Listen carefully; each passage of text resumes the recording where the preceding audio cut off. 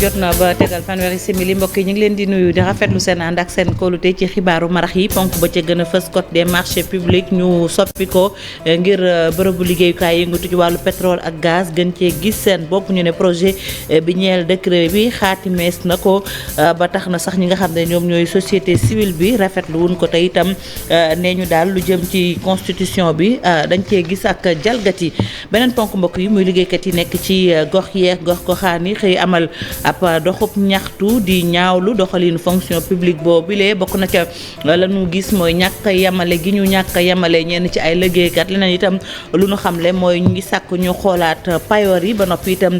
gréewub ñetti fan maanaam fas yéene banque seeni yoxo ne ñu daanu ko amal foofee ci diwaanu Thiès xaw tuut njombe am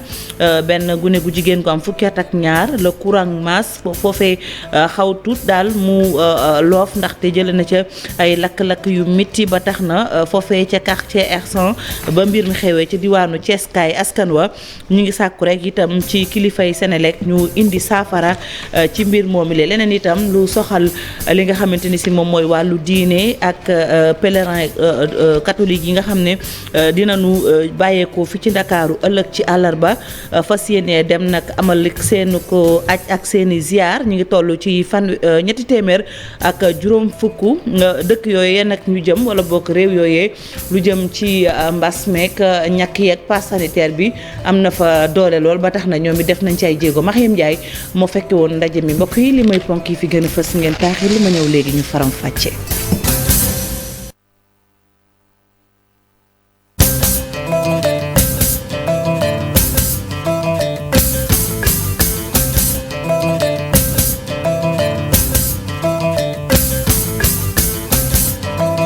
ñu rafetlu seen ànd ak seen kóolute ci télévision Futurs Médias xibaaru marax yi mbokk yi dañu koy door ak nañu ko junjee lu aju ci code des marchés publics dañ caa indi ay coppite ngir rek bërëbu liggéeyukaay yëngatu ci wàllu pétrole ak gaz gën cee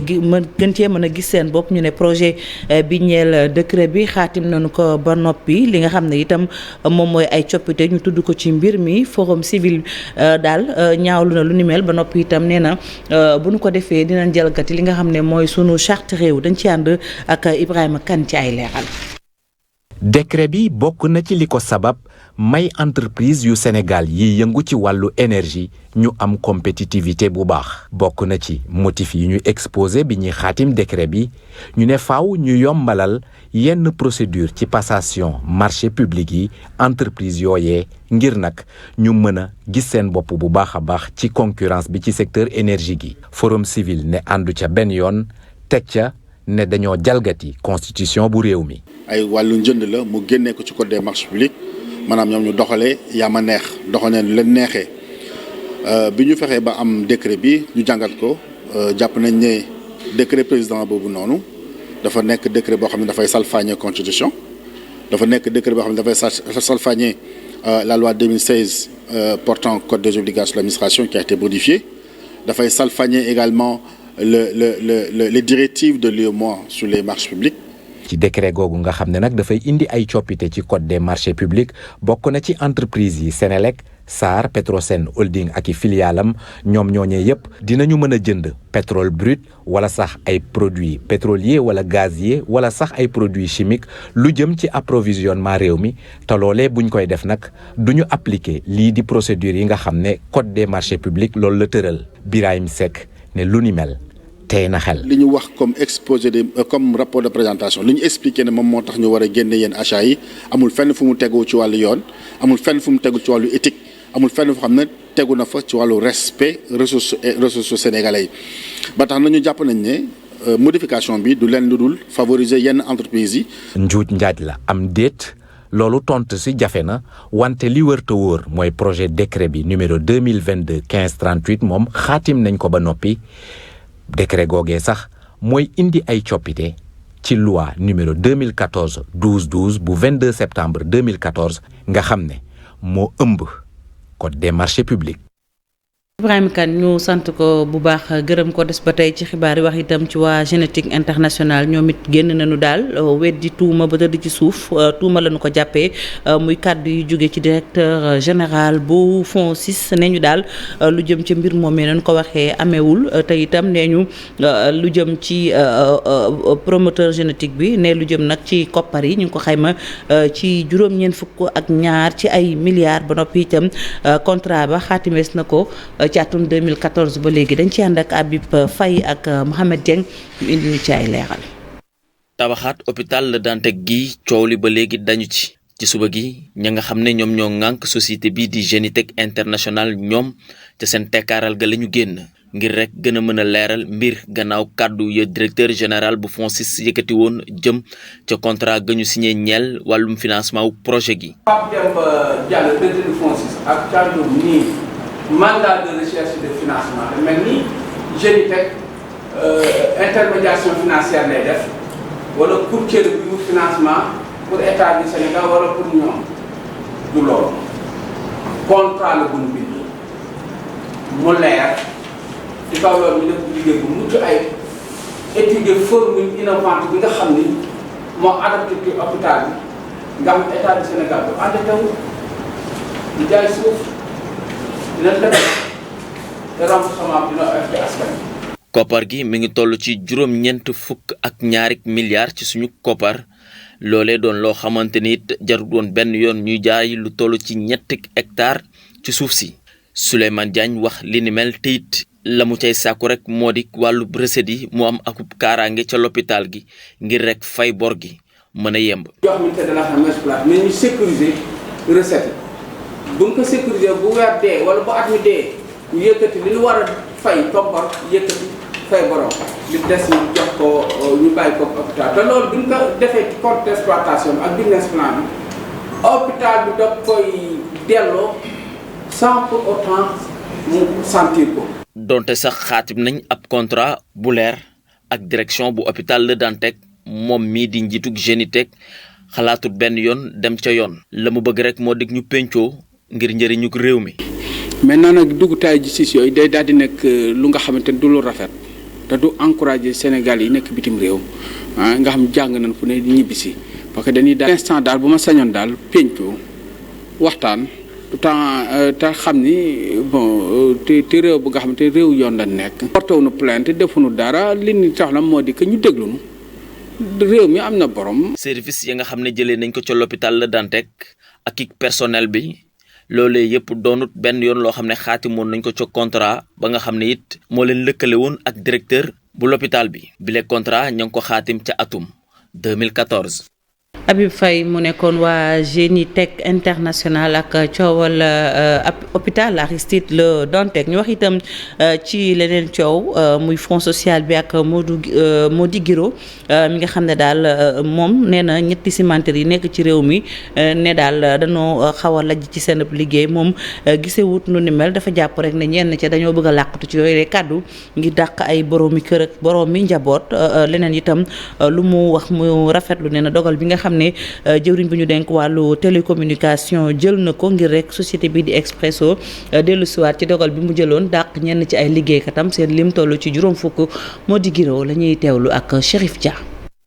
cimenterie moom du ñu fay dañuy wax rek leen neex mais mënuñ fay dañuy ëmb ci xaalis moom te gis ngeen bâtiment yi ni ñuy doxee dañuy wax leen neex rek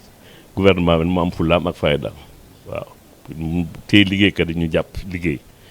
loolu moom mooy benn ñaareel bi mooy bu fekkee ne ndox mi moo tax parce que dafa am inondation loolu day jàll te ëmb nañ xaalis bu bëri boo xam ne warul tax ñu liggéey ñu dàq liggéeykat yi. Expresso aussi société télécom xam ngeen ne xaalis la ñuy ëmb muy Expresso muy Sonatel muy Free société télécom yooyu dañuy liggéey xaalis donc waruñ rek problème bu ñu am teg ko liggéeykat yi war nañ seet feneen fu ñu mën a réajusté wu seen charge plutôt que ñu koy. jël ci liggéey en tout cas ñu ngi gërëm président ak ministre bi ba mu ne Expresso na arrêté ba mu daax kenn pour le moment ba nit ñi toog yaakaar naa bu ñu toogee daañu trouver solution. collectivité locale aussi ñoo ngi naan ñu ngi ñaxtu parce que li ñu ñaxtu aussi syndicat la ñuy def léegi fonction publique locale la ñuy wax te ñuy bëgg yëglu seen bopp parce que aussi ñëpp a sonn ñoom it sonn nañ seen salaire dafa faible. wax naa ko sànq ndax ministère du travail. yeneen réew dañ ko dooleel waaye suñu réew ci Afrique souvent ministère du travail dañ naan rek ministère bu amul solo la or dañ yaakaar suñu ministère bu ñu ko joxee fulla jox ko moyen maanaam jox ko budget bu doy muy mën a recruter ay inspecteurs ay contrôleurs jox ko ay moyens muy mën a circuler di xool entreprise yi est-ce que entreprise yi nañuy liggéeyaloo doomu aadama it baax na. aywa bokk na ca la mu wax lu jëm ci coowal Expresso boobee xaatim bi nga xam ne nag ministère économie ak télécommunication xaatim na ko muy communiqué bu ñeel mbir moomu lee muy xamle rek ne groupe Expresso Sénégal diggante coow li doxoon digganteem ak liggéeykat ya mu mel ni saafara juddoo gum na ndax jël na ni dogal yooyu bokk na ca direction ba nangu na daal di dakkalandi doxalin ba mu jëloon maanaam dàq ñenn ci ay liggéeykatam nangu na itam daal poste yi nga xam ne itam dañu ko bloqué woon rek ñu daal di koy tegaat ca fa mu nekkoon waaye liggéeykat itam ci seen wàllu bopp nee ñu teg nañu xeex bi ci suuf te itam dina delluwaat ci seen i bërëbu liggéeyukaay nee ñu itam ñoom ñaar ñëpp moo xam direction bi moo xam itam liggéeykat yi dinañ def seen kem kàttan ba daal fexe ba indi saafara maanaam toog bokk ab jotaay xool naka la ñuy def ba indi saafara ci mbir moomee donc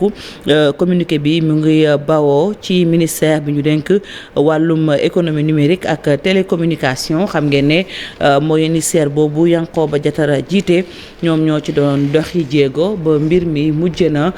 fu neex liggéeykat yi ndax dàq googu ñu leen fas yéene woon a dàq tegandi nañ ko fi suuf xool naka la ñuy def ba indi saafara ci mbir moo mile.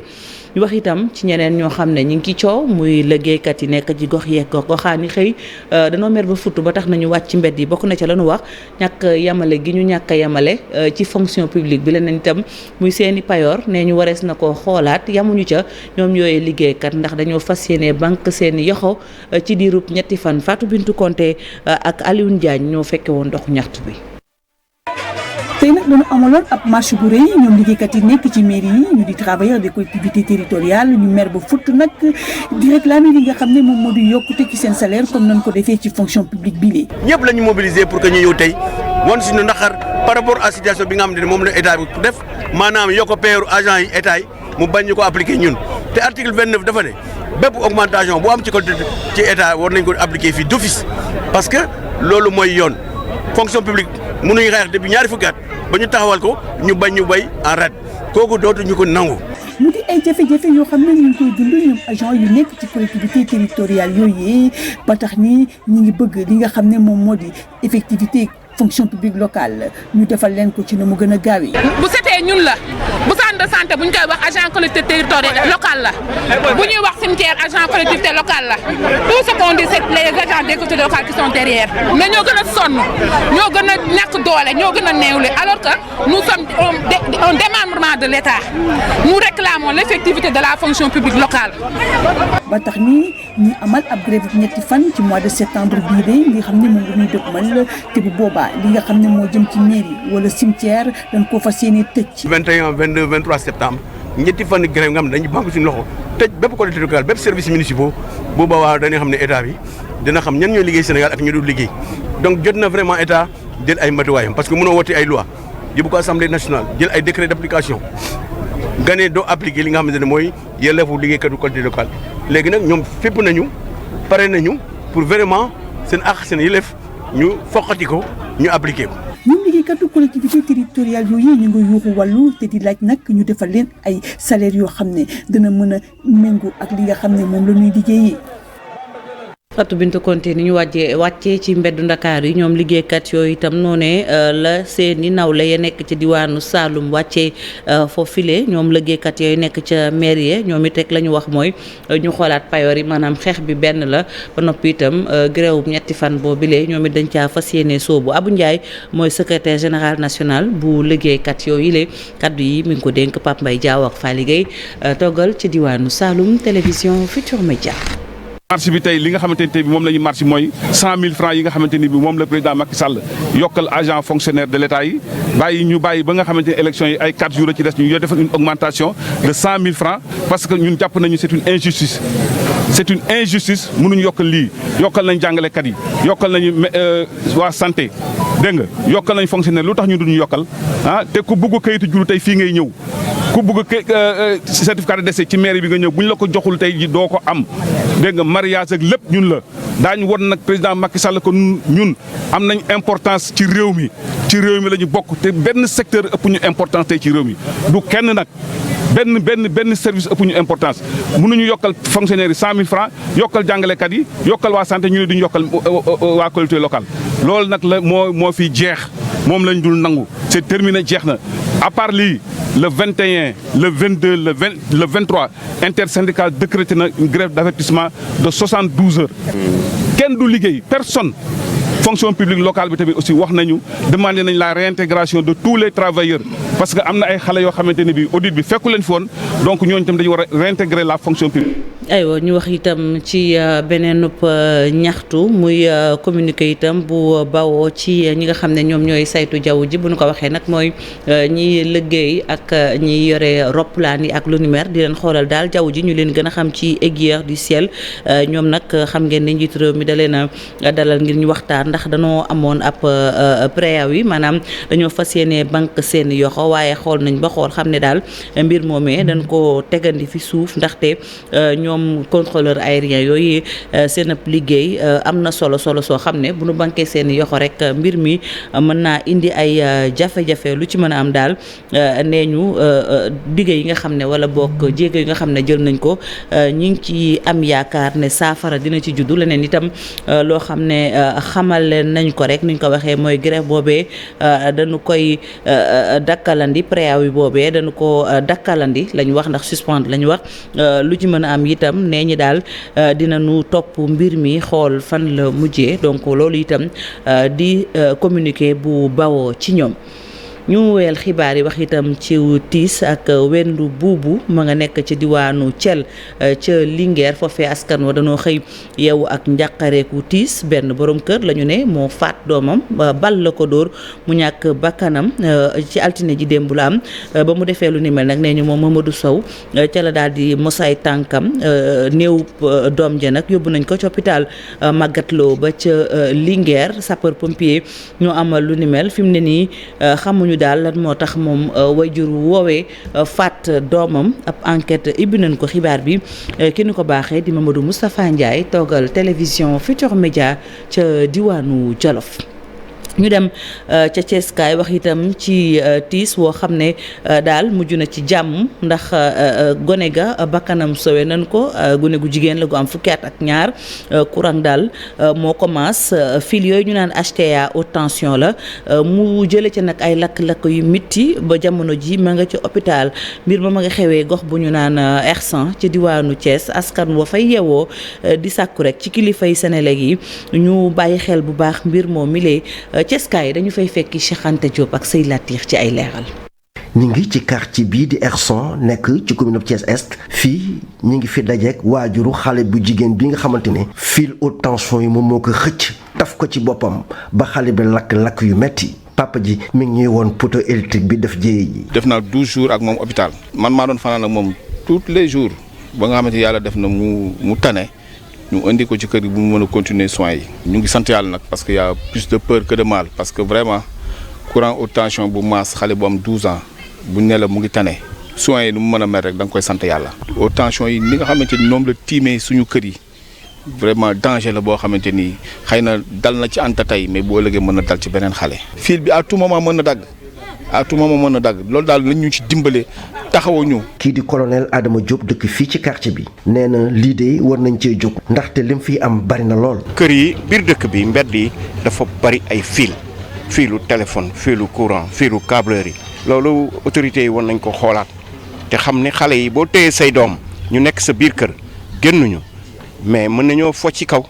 bu ñu foyee ci kaw nag foofu la danger bi amee comme li dal Anta mu ndaw mi. chef service bu réseau bu Senelec di Babacar Diallo bi ñu jokkoo ak moom nee na am nañu ab programme boo xamante ne door nañu ko ba bépp fil haute tension bu nekk ci kaw commencé nañ di ko suul ngir gën a aar askan wi. Anta bu ndaw yàlla na borom bi fëgg boppam ñu ngi koy ñaanal mu delluwaat ci ay yitte moom gune goo gile. ñu wax itam ci leneen foofee ci diwaanu Koumpentoum comité ba nu dénk luy toppatoo lépp lu jëm ci wàllu wér-gu-yaram ña ngay dànkaafu daal ne ñu balaa njombe am ndaxte foofee muy maternité ba ak bloc opératoire ba daal fi mu ne nii anam ya mu mel jéggi na dayoo ndax neenu waxtu wu ne mën naa màbbu gis ngeen ko na mu mel ndox ma ak fa ñuy teg ndox mi muy seen nag yu ni mel ak yeneen i jafe-jafe yoo xam ne daal buñ ci jugul taax ma mën naa màbbu ba indi moo tax ñuy artu ca Koumpentoum Sénégal oriental dañ fay fekki Moussa Oumar Gueye ak Amadou Diédhiou ci ay leeral.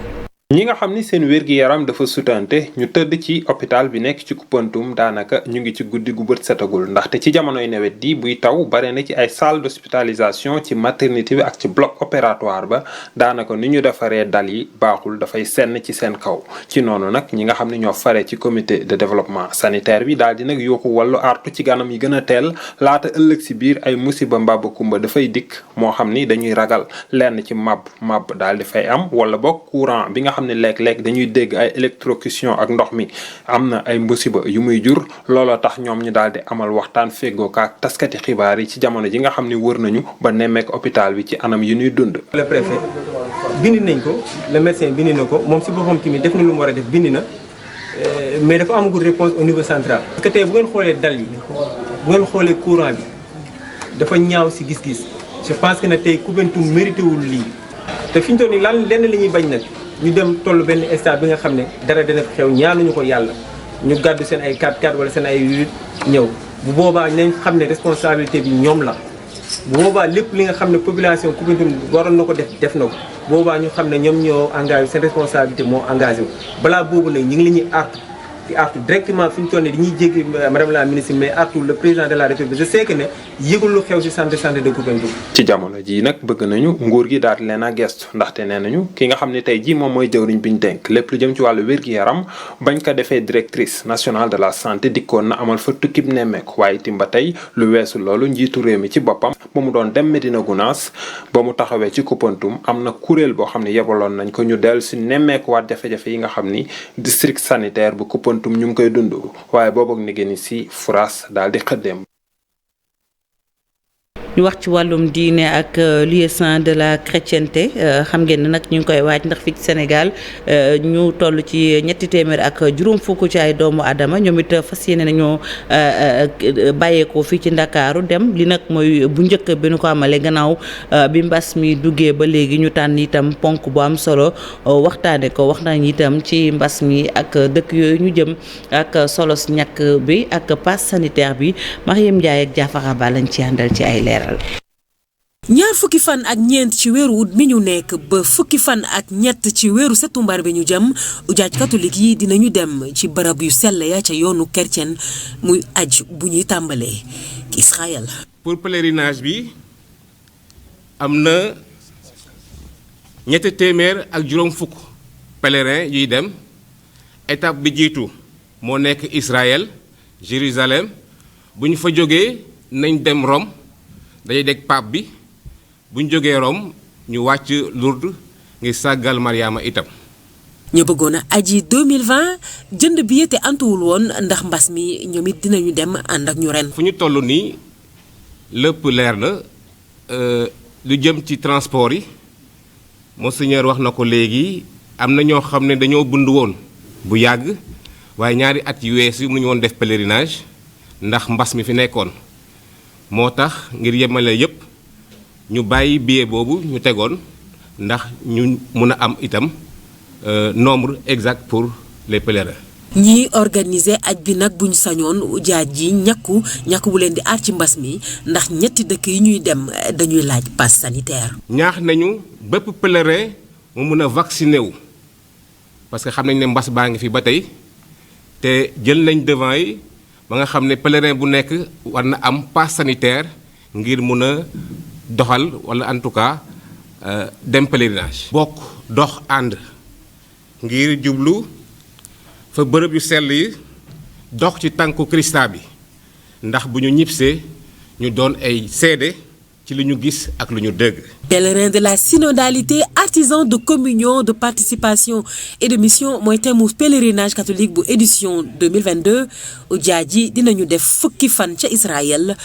juróom ca Rome yeneen juróom ñi ca des ñu def ko lu. Mariam Ndiaye yàlla nañ ci yegg ak jàmm te seeni ñaan yàlla na ko sa borom nangu ñu bokk ko ñun ñëpp ñu jeexal mbokk yi ak lu jëm ci wàllum caada ak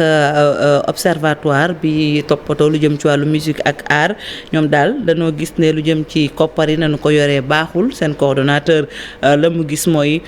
nañ ko séddale bi teguñu ko ci yoon ba tax na sax daal ñoom nee na dinañu daal di kalaame foofee ca OFNAC ngir rek ñu indi ay leeral ci mbir moomee ñu teewlu Bokar Diop mi ngi bokk ci Omar kaddu yi am na Tambari Sow la ko dénk.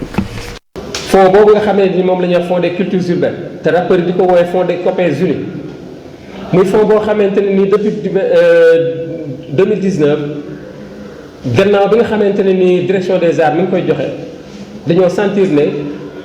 kumba am ndey ak kumba amul ndey moo ci nekk dafa am ay structures yi nga xamante ne nii non seulement dañ leen di favoriser di jël li ëpp di leen ko jox ba nga xamante ne ni yeneen structure yi ci des aussi du ñu mën a jot seen wàll ci li nga xamante ne ni moom la ñu moom ñoom ñëpp. 2021 dañu joxe woon yenn fonds yi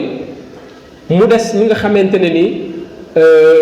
dañ leen waroon a jox 2021 te joxuñu leen parce que mën nañ ne 2021 presque am na ci ay projets yu bari yoo xamante ne su ma juumul toll na ci 60 et quelques projets yu nga xamante ni jotuñu leen financé ci 2021. donc ñooñu la ñu reconduiraat ci 2022 bi génnewaat leen joxaat leen seen projet yooyu te loolu moo nekk li nga xamante ne nii tamit nekkul li nga xam moo gën a rafet te dañu leen budgétiser ci 2022. léegi nag ñuy laajte bu fekkente ne ñooñu dañu leen a dugalaat ci suñu budget 2022 bi kon des na 54 millions yi nga xamante ne nii yu 2021 yi ñun leen di laaj ba léegi fan la war a jaar normalement. aywa fi la ñu yem ak yéen ci xibaar yi jaajëfal leen ci seen safo ak seen kóolute Chérif Diop noppi na dégtal leen ko ci français desandi leen ak sunuy programme jaa ngeen jëf ci seen cofeel